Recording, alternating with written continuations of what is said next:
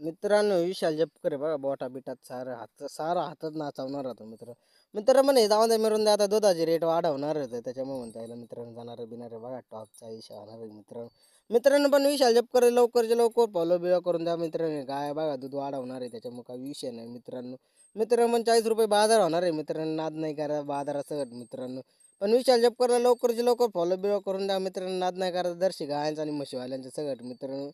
आता काय नाद नाही आता कोणीच नाद नाही करायचा फक्त मार्केट आम्ही गाजवणार आहे मित्रांनो